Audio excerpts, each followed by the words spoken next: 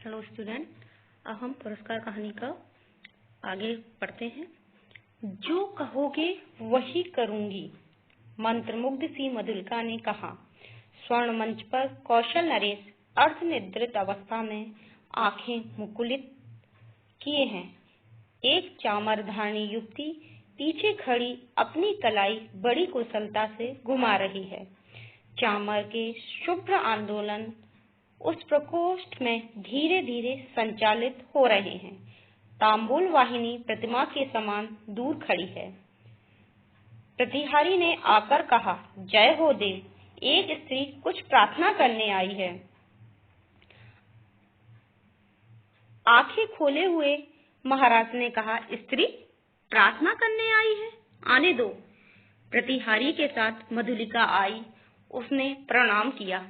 महाराज ने स्थिर दृष्टि से उसकी ओर देखा और कहा, तुम्हें कहीं देखा है। 3 बरस हुए देव, मेरी भूमि खेती के लिए ली गई थी। ओह, तो तुमने इतने दिन कष्ट में बिताए, आज उसका मूल्य मांगने आई हो, क्यों? अच्छा, तुम्हें मिलेगा। प्रतिहारी, नहीं महाराज, मुझे मूल्य नहीं चाहिए। मूर्खे, फिर क्या चाहिए?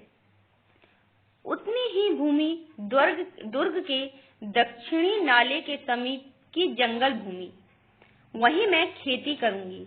मुझे एक सहायक मिल गया है, वह मेरी सहायता करेगा। भूमि को समतल भी तो बनाना होगा। महाराज ने कहा, कृषक बालिके, बड़ी ऊबड़ खाबड़ भूमि है। इस पर वह दुर्ग के समीप एक सैनिक महत्व रखती है।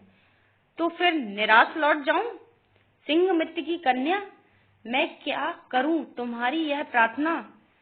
देव, जैसी आज्ञा हो। जाओ, तुम श्रमजीवियों को उसमें लगाओ। मैं अमात्य को आज्ञा देने का आदेश करता हूँ। जय हो देव। प्रणाम कहकर प्रणाम करती हुई मधुलिका राजमंदिर के बाहर आई। दुर्ग के दक्षिण भयावने नाले के तट पर घना जंगल है। आज वहां मनुष्यों के पथ संचार से शून्यता भंग हो रही थी। अरुण के छिपे हुए मनुष्य स्वतंत्रता से इधर उधर घूमते थे। झाड़ियों को काटकर पथ बन रहा था। प्रसन्नता से अरुण की आंख चमक उठी। सूर्य की अंतिम किरणें झुरमुट में घुसकर मधुलिका के कपोलों से खेलने लगी। अरुण ने कहा, 4 प्रहर और विश्राम करो। प्रभात में ही इस जीर्ण कलेवर कौशल राष्ट्र की राजधानी शाश्वती में तुम्हारा अभिषेक होगा और मगध से निर्वासित मैं एक स्वतंत्र राष्ट्र का अधिपति बनूंगा। मधुलिके, भयानक अरुण, तुम्हारा साहस देख मैं चकित हो रही हूँ। केवल 100 सैनिक से तुम? रात के तीसरे पहर मेरी विजय यात्रा होगी। तो तुमको इस विजय पर विश्वास है? अवश्य। तुम अपनी झोपड़ी में यह रात बिताओ। प्रभात से तो राजमंदिर ही तुम्हारा लीला निकेत बनेगा। मधुलिका प्रसन्न थी, किंतु अरुण के लिए उसकी कल्याण कामना सशंक थी। वह कभी कभी उद्विग्न सी होकर बालिकाओं के समान प्रश्न कर बैठती। अरुण उसका समाधान कर देता। सहसा कोई संकेत पाकर उसने कहा, अच्छा, अंधकार अधिक हो गया, अभी तुम्हें दूर जाना है और भी प्राणपण में इस अभियान के प्रारंभिक कार्य को अर्धरात्रि तक पूरा कर लेना चाहिए। तब रात्रि भर के लिए विदा। मधुलिके। मधुलिका उठ खड़ी हुई। कंटीली झाड़ियों से उलझती हुई क्रम से बढ़ने वाले अंधकार में वह अपनी झोपड़ी की ओर चली। पथ अंधकारमय था और मधुलिका का हृदय भी निवर्तम से घिरा था। उसका मन सहसा विचलित हो उठा।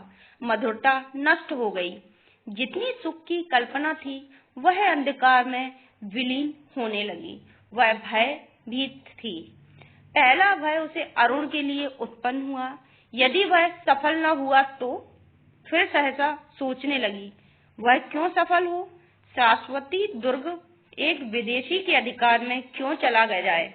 मगध कौशल का चिर शत्रु, ओह उसकी विजय।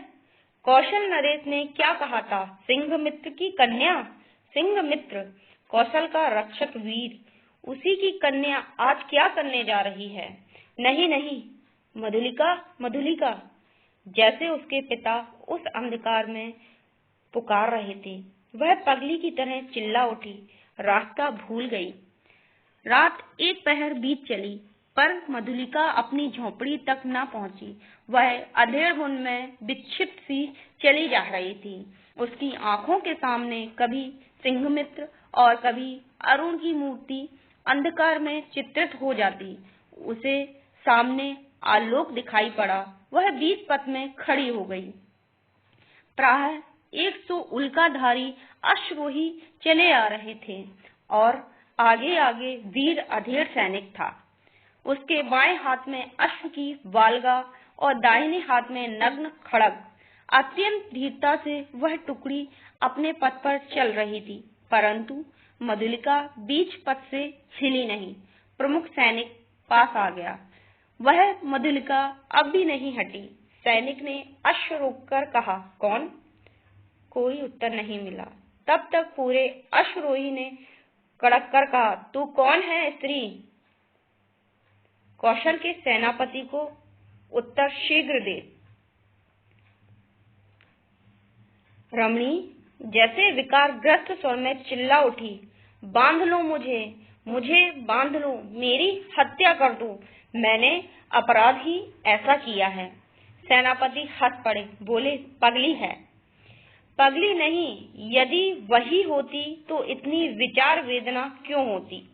सेनापति, मुझे बांध लो, राजा के पास ले चलो।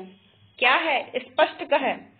श्रावस्ती का दुर्ग एक पहर में दस्युओं के हस्तगत हो जाएगा। दक्षिणी नाले के पार उनका आक्रमण होगा। सेनापति चौंक उठे। उन्होंने आश्चर्य से पूछा, तू क्या कह रही है? मैं सत्य कह रही हूँ, शीघ्रता करो। सेनापति ने 80 सैनिकों को नाले की ओर धीरे धीरे बढ़ने की आज्ञा दी और स्वयं 20 अश्वारोहियों के साथ दुर्ग की ओर बढ़े। मधुलिका एक अश्वारोही के साथ बांधी गई। श्रावस्ती का दुर्ग कौशल राष्ट्र का केंद्र इस रात्रि में अपने विगत वैभव का स्वप्न देख रहा था। भिन्न राजवंशों ने उसके प्रांतों पर अधिकार जमा लिया है। अब वह केवल कई गांवों का अधिपति है। फिर भी उसके साथ कौशल के अतीत की स्वर्ण गाथाएं लिपटी हैं। वही लोगों की ईर्ष्या का कारण है। जब थोड़े से अश्वारोही बड़े वेग से आते हुए दुर्ग द्वार पर रुके, तब दुर्ग के प्रहरी चौंक उठे। उल्का के आलोक में उन्होंने सेनापति को पहचाना। द्वार खुला। सेनापति घोड़े की पीठ से उतरे। उन्होंने कहा, अग्निसेन, दुर्ग में कितने सैनिक होंगे? सेनापति की जय हो। 200। उन्हें शीघ्र एकत्र करो, परंतु बिना किसी शब्द के। 100 को लेकर तुम शीघ्र ही चुपचाप दुर्ग के दक्षिण की ओर चलो। आलोक और शब्द न हो। सेनापति ने मधुलिका की ओर देखा। वह खोल दी गई। उसे अपने पीछे आने का संकेत कर सेनापति राजमंदिर की ओर बढ़े। प्रतिहारी ने सेनापति को देखते ही महाराजा को सावधान किया। वह अपनी सुख निद्रा के लिए प्रस्तुत हो रहे थे, किंतु सेनापति और साथ में मधुलिका को देखते ही चंचल हो उठे। सेनापति ने कहा, जय हो देव, इस स्त्री के कारण मुझे इस समय उपस्थित होना पड़ा है। महाराज ने स्थिर नेत्रों से देखकर कहा, सिंघमित्र की कन्या, फिर यहाँ क्यों? क्या तुम्हारा क्षेत्र नहीं बन रहा है? कोई बाधा है? सेनापति, मैंने दुर्ग के दक्षिण नाले के समीप की भूमि इसे दी है। क्या उसी संबंध में तुम कहना चाहते हो? देव, किसी गुप्त शत्रु ने उसी ओर से आज की रात में दुर्ग पर अधिकार कर लेने का प्रबंध किया है और इसी स्त्री ने मुझे पथ में यह संदेश दिया है। राजा ने मधुलिका की ओर देखा। वह कांप उठी। घृणा और लज्जा से वह गड़ी जा रही थी। राजा ने पूछा, मधुलिका, क्या यह सत्य है? हाँ देव। राजा ने सेनापति से कहा, सैनिकों को एकत्र करके तुम चलो, मैं आता हूँ। सेनापति के चले जाने के बाद राजा ने कहा, सिंहमित्र की कन्या, तुमने एक बार फिर कौशल का उपकार किया। अच्छा, तुम यहीं ठहरो, पहले उन आताताइयों का प्रबंध कर लूं। अपने साहसिक अभियान में अरुण बंदी हुआ और दुर्ग उल्का के आलोक में अतिरंजित हो गया। भीड़ ने जयघोष दिया। सबके मन में उल्लास था। श्रावस्ती दुर्ग आज एक दस्यु के हाथ में जाने से बचा। अबला वृद्ध नारी आनंद से उन्मुक्त हो उठी। उषा के आलोक में सभा मंडल दर्शकों से भर गया। बंदी अरुण को देखते ही जनता ने रोष से हुंकार करते हुए कहा, वध करो। राजा ने सबसे सहमत होकर आज्ञा दी, प्राण दंड। मधुलिका बुलाई गई। वह पगली सी आकर खड़ी हो गई। कौशल नरेश ने पूछा, मधुलिका, तुझे जो पुरस्कार लेना हो मांग। वह चुप रही। राजा ने कहा, मेरे निज की जितनी खेती है मैं सब तुझे देता हूँ। मधुलिका ने एक बार बंदी अरुण की ओर देखा। उसने कहा, मुझे कुछ न चाहिए। अरुण हंस पड़ा। राजा ने कहा, नहीं, मैं तुझे अवश्य दूंगा, मांग ले। तो फिर मुझे भी प्राण दंड मिले। कहती हुई वह बंदी अरुण के पास जा खड़ी हुई। तो फिर मुझे भी प्राण दंड मिले।